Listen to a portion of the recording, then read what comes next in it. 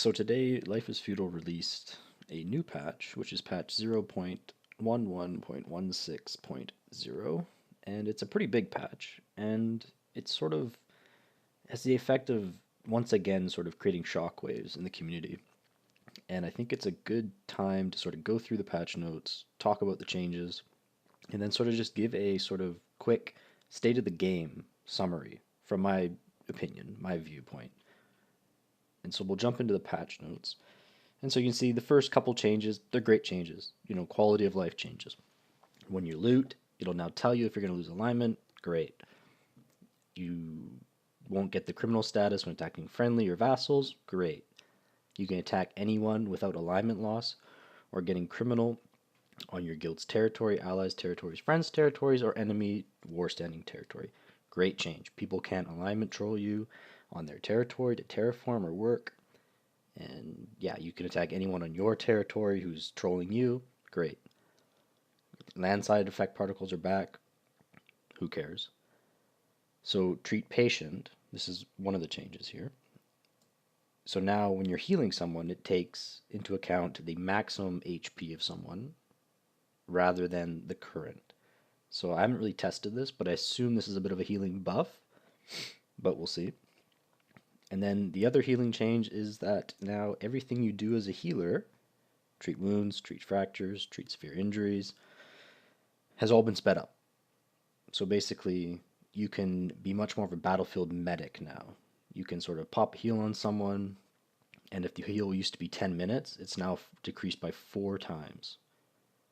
So you're looking at, a 2.5 minute, roughly, heal, which is pretty good. So now, you can be that battlefield medic where you're sort of, you don't have to wait that 15 to 20 minutes between fights that you used to have to wait. So this is good. The problem is that anytime you do one of these actions, you have to have a bandage, and it'll consume the bandage. And so this is sort of one of those changes where, once again, you have the devs going from a position of simplicity to a position of added work that doesn't really need to be there. So the problem with bandages is that a bandage takes one simple cloth to make.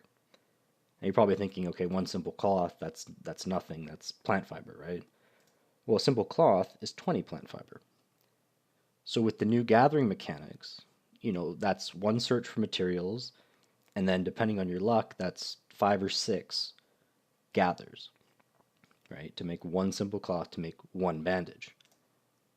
Now, if you have 3 wounds on you, an arm wound, a head wound, and you need a bed rest, obviously, that's 3 bandages down the drain. And this is great because, like the patch notes say, you'll be back in the fight faster. So it's hard to complain about that. The problem is that why go all the way? So why not make it so that you have this system, the new system, where you can treat someone fast with a bandage, good. But also make it so that you don't have to have a bandage, but the times are not decreased. So if you don't use a bandage, that bed rest is still 15 minutes long. A surgery is still 25 minutes. It's not decreased, right? And this sort of gives people the option where, say you're done raiding, it's the end of the night, you're not going to go out anymore, you're done, but you want to get that heal, but you don't want to go gather 20 plant fiber. Or if you don't have bandages on hand, you can just get a bed rest, it'll tick slower, maybe it's worse if you want to do it that way, but it still goes off, right? Why hamper people? And this sort of comes to the state of the game argument that I'll come to later, but why hamper people? Why not make bandages also come from linen cloth? One linen cloth should give you 10 bandages, for example. If people want to spend, a linen resource, it's another resource sink, which is good for the game, good for economy, good for crafters. Let's do that. Give us more options to sink resources into so that crafters have something to do. But we'll come to that later too. Next, simple construction. They changed some recipes, not a big deal. Furniture stuff, not a big deal. Substances should now be dropped in the grave upon death. So this is like ore, terrain. You used to, when you die with ore, you would spawn with the ore in your inventory. So this is sort of a, I don't know what you want to call it, a realism change or something. And I'm sure people were exploiting it where they would go out, mine, die, spawn back, and have all the ore, right? If you really wanted to do that. They changed javelin production. I mean, that's fine. Javelins are garbage, usually, but okay. Private monuments are now less resistant to damage. Doesn't really matter. Floor lamp is back. Great. Wooden gates are fixed. Great. Newbie Island. Now, this is one thing where Newbie Island is sort of one of those things where in a game like this, it feels like you should have it. It's sort of a tutorial island, right? Like it's sort of a good idea, but the execution has to be there. You have to have people who are on the island, recruiting to guilds, people on the island. It can't be confusing. And I don't know about you, but the Newbie Island experience is not very streamlined. You know, you sort of spawn in, and there's a city, and it's like, okay, what's the city? You run around the city, there's no one there. There's NPCs. They give you quests. And it's very hokey. You know, it's not very smooth. It doesn't say, hey, if you want to go meet players and get into the main world, run to that big blue light. Why even have that big blue light? There should be a skip tutorial button. Big, obvious, like every other game. You know, why have this sort of segregation where, I mean, no one knows the stats, so this is all speculation. But how many people have joined Newbie Island and then ran around for a bit, been like, oh, there's nobody here. I don't know what I'm doing. You know, I want to talk to somebody. You know, I want to get recruited into a guild or what. You know, people don't know. I don't know. You can't speculate on this. But how many people have we lost because of Newbie Island? And how many people have been hooked to the game because of Newbie Island? I would say that probably more people have left because the island is confusing to new people. It's strange. There's no people usually. This change might fix that, which is good. But still, I mean, it's sort of a weird dynamic. Horse stamina has been changed. So now this is a big change, which is sort of, it goes again to the whole issue of making it difficult for players to play the game. And, you know, horse stamina, was it needed to be changed? Yes. Is it sort of weird that a lancer can lance forever, you know, run back behind 20 feet away, pack his horse, unpack it, and be perfectly ready to go? Is that sort of OP for a lancer? Well, infantry people will always say yes. Lancers will always say, well, you have to do that because what are you supposed to do? Like carry other horses and then sort of wait for 2 minutes when a horse should be able to run for longer? You know, what's sort of the balance line there? It's tough, right? Like it's a balance question. But when you just make another unilateral change like this, like just went from 100 to 0 real quick here, you know, you didn't do any middle ground testing. You sort of create a backlash from the community. Because maybe while horses shouldn't be able to regenerate stamina, you know, by being picked up and dropped, which is fair, like I kind of agree with that. But why not make it a better mechanic from the start? Because now I'm thinking if you're going to do a travel in this game, like a trade, or you're going to travel somewhere for a fight, or travel, you know, a couple servers over for a judgment hour, you know, this is going to make everything more painful than it needs to be. Because already, if you want to travel, say, from server 33 to server 38, just for an example, you have to travel, you know, it's a good distance. That's like what, 20 minutes of riding? Maybe a bit less, depending on the trees and everything. But now you've added in, add a server crash, because you'll probably crash going there, at least one person if you're in a group, right? That'll slow you down. And now add in that every time you have to restam your horse, you have to sit there and wait 2 to 3 minutes. And, I mean, yes, you need the combat nerf, but the travel nerf is just one of those things that just makes it more difficult for people to get out and PvP and enjoy the game like they're supposed to and create an economy. And there's really no reason for it. All it does is slow people down and piss people off. Right? There's no reason. What you could have done is fleshed out your mechanic properly before you release it, and say, okay, if a horse takes combat damage, which I'm sure you could introduce something like a wound to a horse or something similar to people, it does not regen stamina when picked up for 10 minutes, 20 minutes. Again, this is just theoretical, right? You'd have to test it.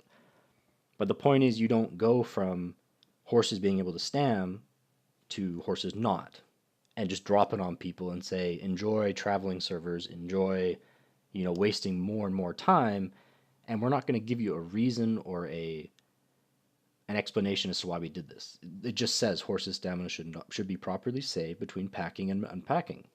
There's no, look, we're trying to balance horses. We want to be able to travel, but we want to make sure that in combat, you're not exploiting horse stamina by restamming every 10 seconds outside the fight. But we want to find a good balance. So here's our first attempt at this. It's sort of more a temporary fix while we work on another mechanic. They don't say any of that. It's just done, gone. And so you're thinking, well, is this really that big of a change? Like 2 minutes waiting. I mean, that's nothing, right? Like you stand there, you wait 2 minutes. Okay, that's 2 minutes out of your day. But, not everybody in this game can play for 8 hours a day. A lot of people have 2 hours to play at night. And every time you eat away at their 2 minutes, you push them further away from the game. And so if you look at this is Joe. And he's just your average player, right? He likes to PvP a little bit. He likes to craft a little bit. He's average, right? He plays for an hour and a half a night, maybe 2 hours. On the weekends, he gets on longer. It's great. Normal player. But now if Joe wants to go and travel a couple servers over because there's a fight, or say he's in even the guild I'm in, and you're in 34, and the only enemies around you are either up north, or over here on this island, or down here in 17, like Joe has to travel to get PvP. And now, you would think in this game that the devs would encourage PvP, because PvP is the driver of the economy. Without PvP, you will craft and you will fill warehouses with armor and materials and weapons that will never get used. And there is no real end game crafting in this game. There's no economy. There's no, sit there and, I'm going to amass millions of coins so I can buy, gear for everybody and supply an army for months. That doesn't exist. No one goes to trade posts and buys armor. I mean, some people probably do, but if you're in a big guild, they are self-sufficient, basically, right? So you would expect people, you want to encourage PvP, make it the least amount of barriers as possible. Make it so that people want to go to an enemy base and attack them and raid them and die and kill them to stimulate that economy. So let's say Joe has an hour and a half to play tonight, right? He made dinner for his kids or whatever, or he studied for a couple hours, and he's ready to go out and fight. So if he leaves from server 34, and let's do a realistic example here. Let's say he wants to go to 28, which is just down here, right? And so he logs in with an hour and a half to go, and he, takes 10, 15 minutes to rally up the boys, get the gear, get people ready, someone's got to heal. You're looking at an hour and 15 minutes now. So he leaves. He rides up the coast, he swims across to this island, he gets down here, and they're all, is it 5 or 6 of them? Good number, right? Goes down here, that's another 5, 10 minutes. You're looking at an hour and 5 minutes now. Buddy crashes on this server. So they wait for him. And with this game, it takes 5 minutes to get back in. Once you crash out, maybe the guy's got slow internet, myriad of things. Now you got 55 minutes. Okay, great. Now they get down here. It's another 5 minutes of riding. 50 minutes. He fights for a bit, and he dies. Joe dies. And that whole fighting and waiting outside the enemy base for the enemy to come out and blah, blah, blah, took about half an hour. So Joe's at about 20 minutes left. And he's back in his base. Now Joe can't feasibly get back down there to fight again in these 20 minutes. He's done. That's his night. And if you have to log in for an hour and a half, and it takes you the majority of your time to get there, and the fight lasts for 25 minutes, which, I mean, it's completely, you know, circumstantial what it would be, but on average, right? Joe just wasted a lot of time in this game doing things that are not necessary. He just spent a lot of time traveling, which is, I mean, traveling is great. You need distance. You need to feel that distance. It needs to be meaningful. But every time you add a 3 minute, okay, guys, we got to wait for our horses to restam, you're taking 3 minutes out of that player's playtime for no reason. And of course, you know, a little change like that, you're like, well, it's 3 minutes. But every time there's a patch, there's 3 minutes added. You know, whether it's 5 more minutes of death debuff, 3 more minutes of stamming your horse, another server crash, another server border error, another this or that, another reason to be delayed and hampered. And when you apply that to the rest of the game, where it's already tough to get out there and fight people, there's no incentive. You know, you go to an enemy base, you can't get in the walls, unless it's Judgment Hour. Okay, but regular day of the week, you go to an enemy base, you can't get in the walls. They have no incentive to come out and fight you, because if you're more than them, they're not going to come out unless they're brave or they want to have fun, which a lot of people don't, right? So they have no incentive to come out. So they're sat in their base, and you've put in an hour getting there. You know, say you're from 19 and you want to go fight the Ruby guilds in 17 on Bayan, right? There's lots of hostile guilds in this area that all these servers are at war with, right? They're all concentrated right here. If you're from 19, 26, 25, and you want to go there, you're putting in time, a commitment, right? And if the guilds in 17 don't want to come out, they do often, but if they don't, there's no way to force it. There's no way to ensure that your time invested results in something. You know, it's not, you've created a system where to PvP it has to be accepted by both sides, but not in a healthy way, but to the point where one side can literally just say, no, I'm hiding in my walls or my warehouse and I'm done. I'm not fighting, no matter what. And that's not very like healthy to a game where you need PvP to keep players hooked in. Because let's be honest, everybody knows that the people that stay in this game are the ones who PvP. And they build rivalries and they fight every night or every couple nights, and they're the ones who get hooked and they stay, right? The crafters do not stay in this game because the crafters, I mean, some do, obviously. None of this is universal. Some stay, some will sit and craft for years. I know some people from your own. They've crafted for years, they love it. They don't like to fight, but they love to craft. But on average, the average crafter, PvE player, will build a base, craft for a bit, be afraid to fight or whatever, and then quit. And you can go around and see, and just look at the population every night. It's dropped substantially. And a lot of guilds all over the map have quit. You go around, there's burning claims. There's, you know, guilds that are shadows of themselves. They used to be 60 people that were, you know, not all at the same time, but 60 people. And now they're one person maintaining a monument. Because they never fight. They never came out, they never did anything, they never left their base, they never left walls. And they're used to your own, a lot of them. Now in your own, the game will wipe every 4 months, 5 months, you know, depending on the server. And everyone would come flooding back in because they go like, oh my god, it's wiped. It's time to build a new base. You know, let's build a base. It's great. It's fun. They build their base. They sit there. They start to stop logging in. And it drifts down and down and down until the own server says, look, guys, we're down to 20 people that are all like hardcore dedicated PvPers on some servers. Obviously, there's RP servers, blah, blah, blah. But the people who stick around usually were fighting or actively doing something. And the server admins will say, okay, we're wiping. Server's getting a little bit laggy. Not enough people, we're wiping. Fresh start. And then boom, the server's full again. And that cycle repeats itself. But this is the MMO, where they want this map to be, you know, around for a long time.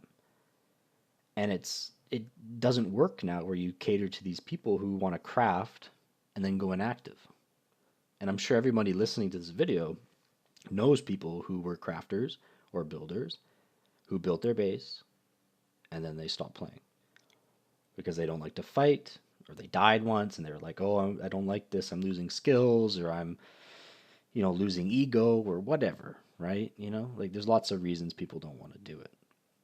But the point is that you have to cater to the PvP players because they are the ones who will keep the game alive.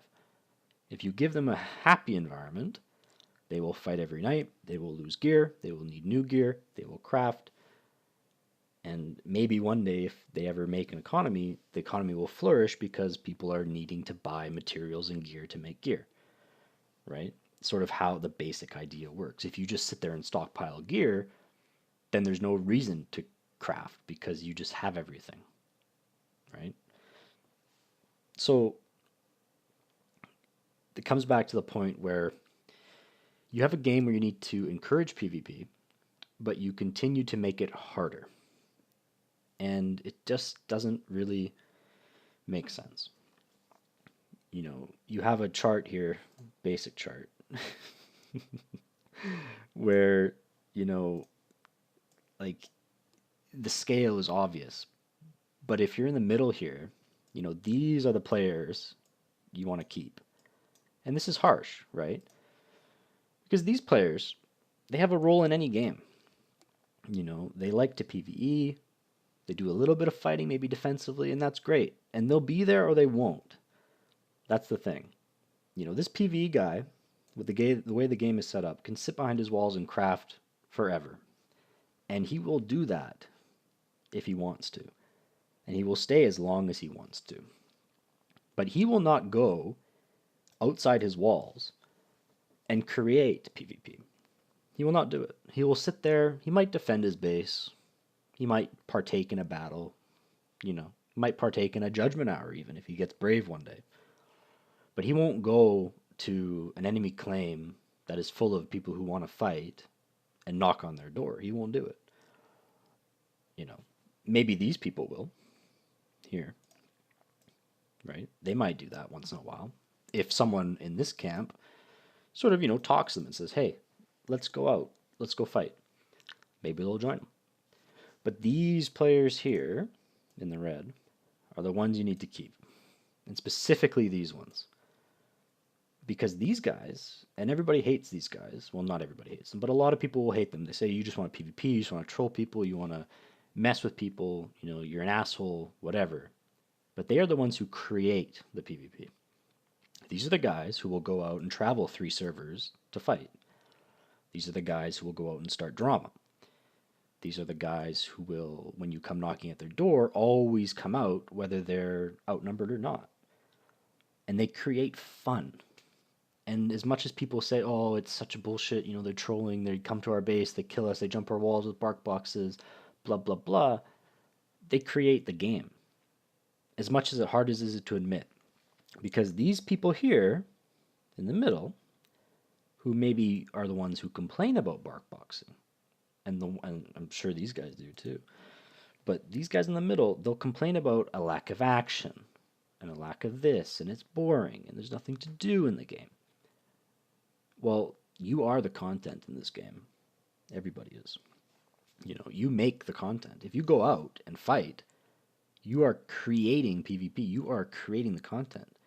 So when someone comes knocking on your door, on your claim, which is 100% safe during Judgment Hour, or not Judgment Hour, you can't lose anything except for the gear on your back. And someone comes to your door and says, look, we're 5 guys out here, come fight us.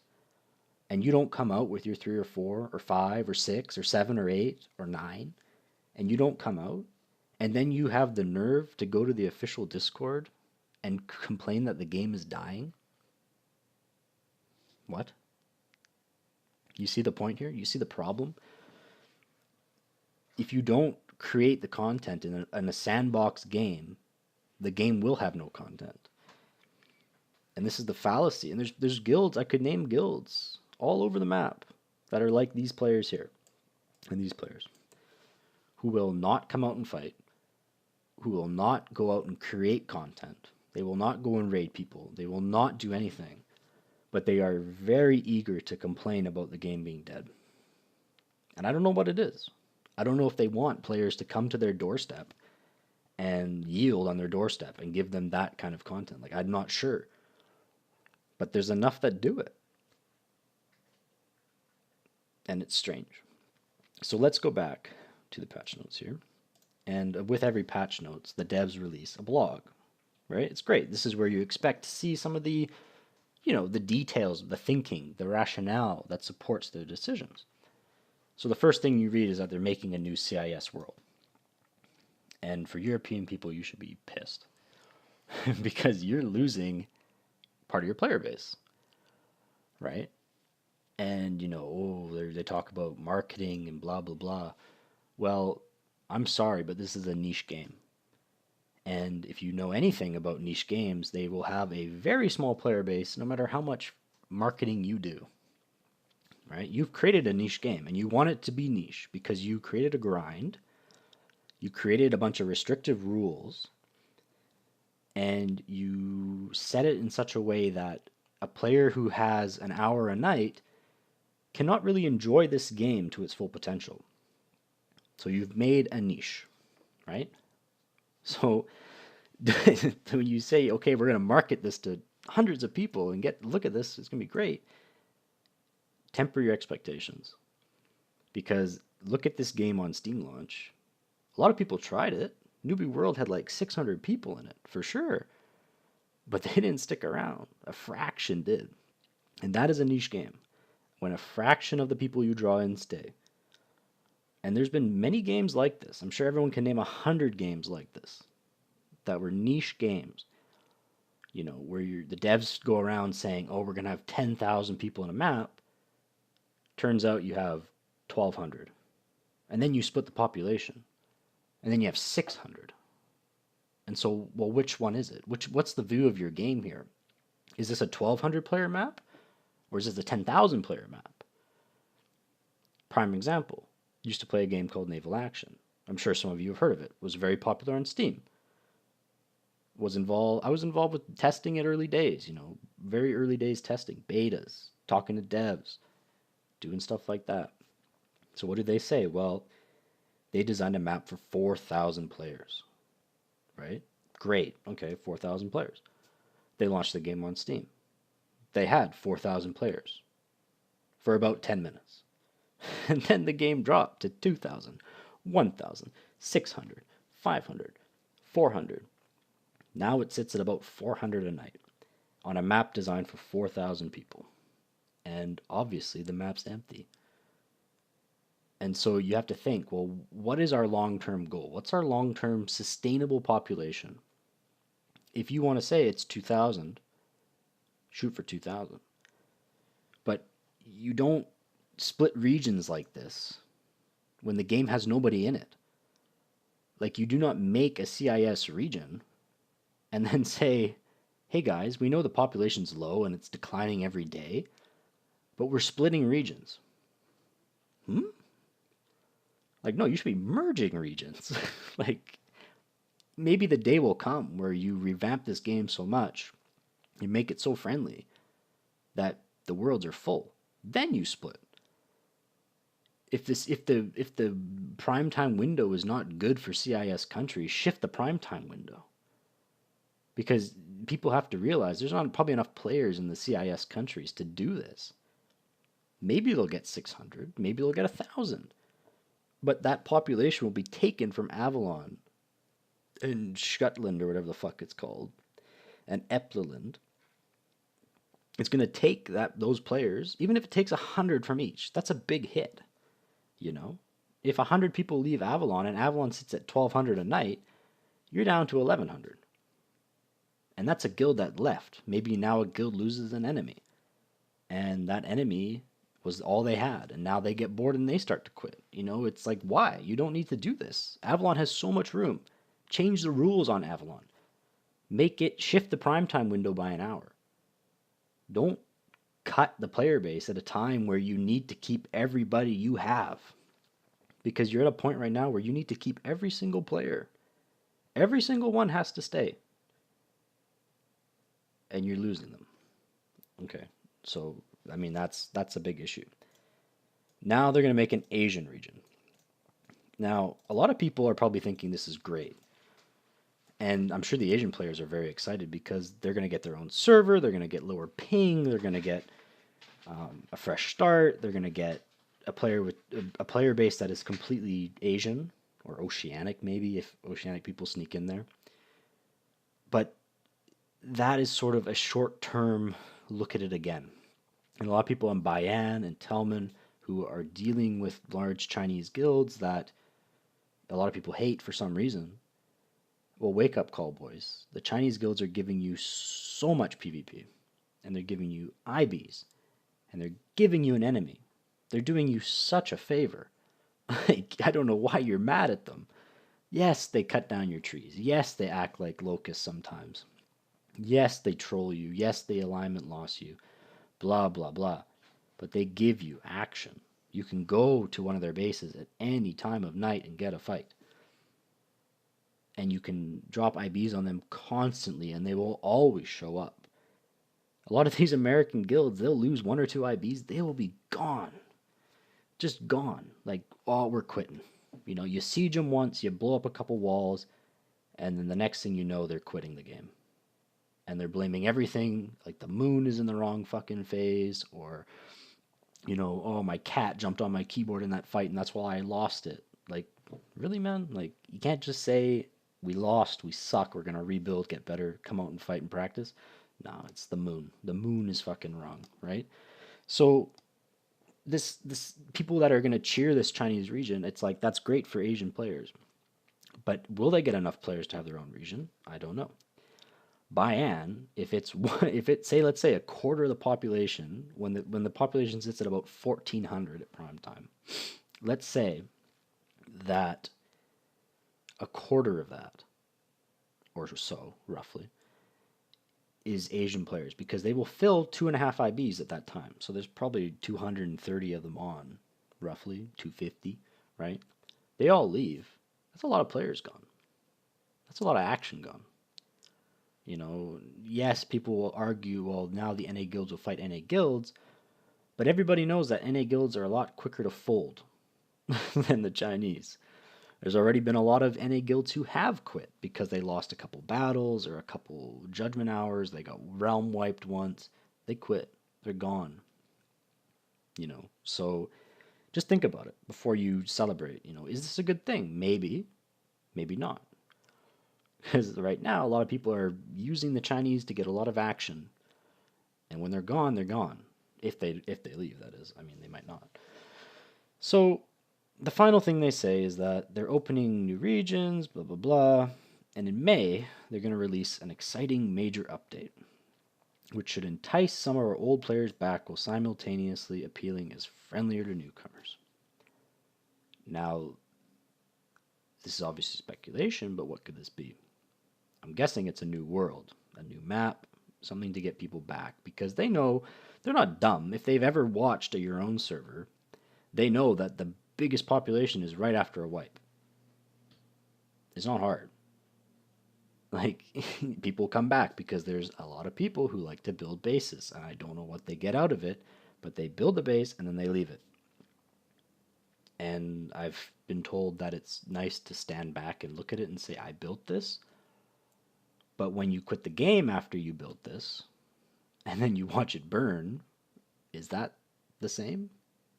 I'm not sure. But it's sort of, you know, what are they ever going to do in May that they can't tell us about that's going to somehow make the game boom again? You know, is the May update going to bring back thousands of players? Probably not. Is it going to bring back some? Probably. You know, but if it's another change where you split the player base somehow, like the Telman Bayan split, which is inexplicable, really, because everyone could have told you from minute fucking one that Bayan has 1,200 people now, Telman has 900 at prime time. What's that combined? 2,100. Sounds like a good number. Oh, people are complaining about not getting empty room to build. There's tons of empty room. There's tons of guilds dying. There's tons of places to shoulder in if you have the guts. You know, yeah, you might get trolled a bit till you get your palisade walls up, but then you're safe. Like, or be friendly with the guilds around you. Like, it's such a lame excuse to say, oh, we need a wipe. And so what a lot of NA players will say, oh, they should wipe Bayan, they should wipe Telman. What's that going to do? First, it'll scare off some people because some people are just fucking done with grinding. They ain't gonna come back. They'll just be gone. Yes, it might bring back some people who are suckers for grinding, but they're going to do the exact same thing they already did. This is what people don't understand. You wipe Bayan or Telman or Avalon, people will come back, build, and quit again. They'll do the exact same fucking thing because it's happened that way in your own since 2012. The same story. What people think a wipe is a mystical fix-all remedy. It's not. It's the same thing. You'll go through the exact same stages, and 5 months from the wipe, you'll have the same people going, "I'm bored. Let's wipe." Why are you bored? Why don't you go create content? Why don't you go declare war on everybody and fucking raid everybody? Why don't you petition the devs to put back mechanics that allow you to get into bases than saying, let's wipe? Because wiping's not going to do shit for you. You're not going to get into bases any faster. You're not going to do anything any faster. People are going to have the same gear within a couple weeks because if they know what they're doing, it's not hard to get started. Especially with these people who say don't wipe characters. Okay, now it's pointless to wipe because now you're wiping and people are going to jump in and build the good shit right away. So you might set them back a couple weeks and then they'll have the exact same crap. You haven't fixed anything. So people who say let's wipe, they don't have any idea of what, like, they don't have long-term vision. They're short-term people. They think a wipe will fix everything because the wipe will happen, no one will have walls, I'll grab a fucking staff or a weapon and go fight people and troll people because that's what I love to do. Okay, that's fun, but people get their walls up within a fucking day because palisades take 10 seconds. And so these people who say let's wipe, well, you know, what are you going to get out of the wipe, you know? You're not going to get shit out of it unless you're just a sucker for building a new base, which in that case, go make a character on Telman, go make a character on Bayan, find an empty patch. There's tons of them. All these guilds are dying. Go do that. You know, nothing is stopping you from making tons of guilds. You know, half the guilds that I'm looking at right now are dying claims. You know, these guilds are dying, lots of these guilds are dying, lots of these guilds are dying, you know. There's empty claims everywhere. There's empty claims all over this region. If you want to go build, build. But don't say wipe and just say wipe. Explain your reasoning. Are you wiping because you think it's going to bring back players? Are you wiping because... What's the reason? Don't just say we need a wipe. And so, you know, there's just lots of people who will just spout, you know, random crap, really, when it comes to balancing and wiping and stuff. And it's like, you know, like, what's the point? If you're not going to express your opinion, there's no point. You know, this guy, I win. I don't know who he is. All horsers have 100 to 150 HP max. Right? Okay, so what's your reasoning? Why? If you say, can you please give me some reason on why my point is invalid? Well, you better give a reason why your point is valid. Why should a horse die in 2 lance hits?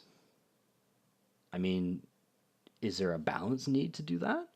Or is that because you hate horses? Because if it's because you hate horses, well then that's not the game's problem, that's your problem. If it's because you think there's a balance issue, okay, show me the math. You know, what's a good place? How many broad axe hits should kill a horse? You know, is it fair that a lancer invests skill points into horses and they die in 2 hits? Well, some people would say it is because the damage you can do on a lance is huge. Other people will say no, it's not because lances are buggy. Your horse gets stuck 10 fucking times. People are concrete. You know, well, where's the balance line? Don't just say horses have too much. You know, right? You cannot ask for reasons when you don't give reasons. And this is the whole point with this Discord. It's pointless. This is why I'd rather make a video and give reasons behind it, because Discord like this, it's pointless. No one listens to these chats. No one is tuned in 100% of the time listening to this bullshit. You know, whoever screams loudest gets the change done, which is obvious, which is kind of sad, really. Like it's literally whoever yells loudest.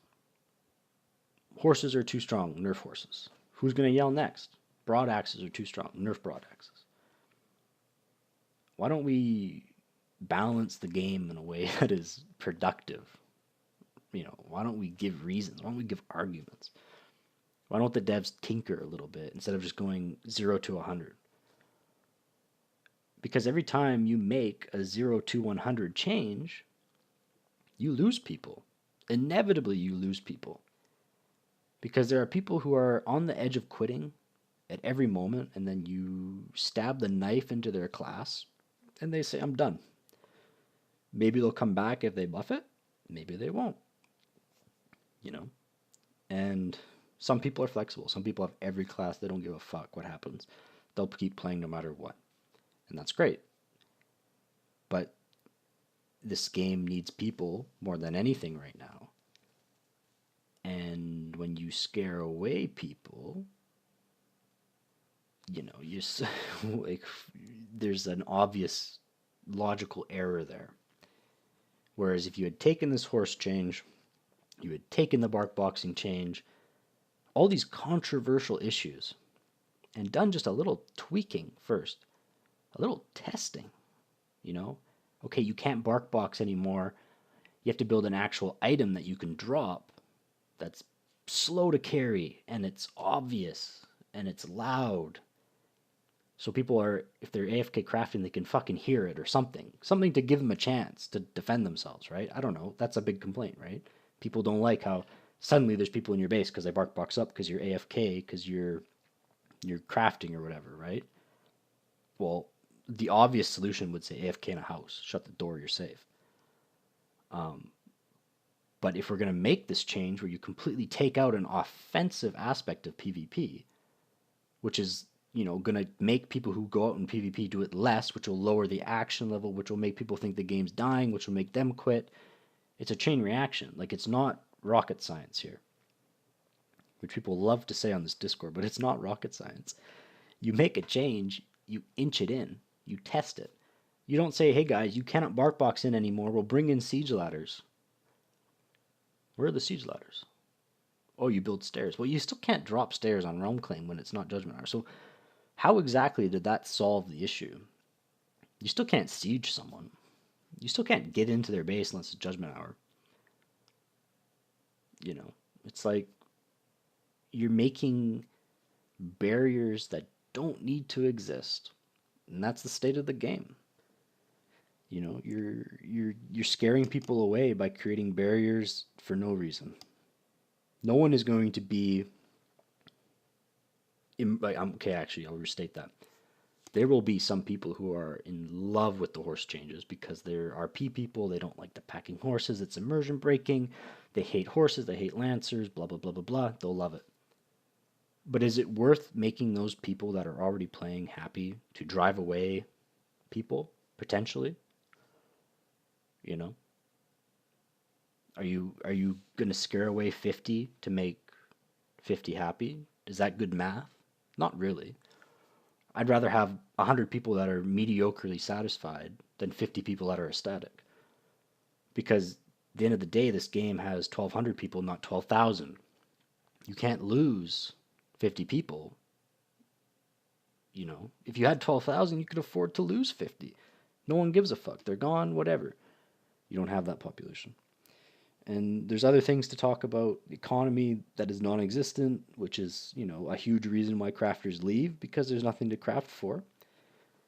You know, there's other things to talk about, but this is sort of just a basic, you know, idea where the devs just keep making things harder to do. And there's no reason. There is no reason. You're inconveniencing players, and when you inconvenience a player, You make it harder for them to log in. You make it harder for them to justify going out and fighting. And fighting is the only thing in this game that makes the game tick. Without it, everyone will sit in their castle towers like this, and they'll be waiting. Where's the enemies? No one raids us anymore. It's boring. Well, go out and make it. Oh, the devs took away everything you can do to make the PvP. Well, then I guess you're screwed.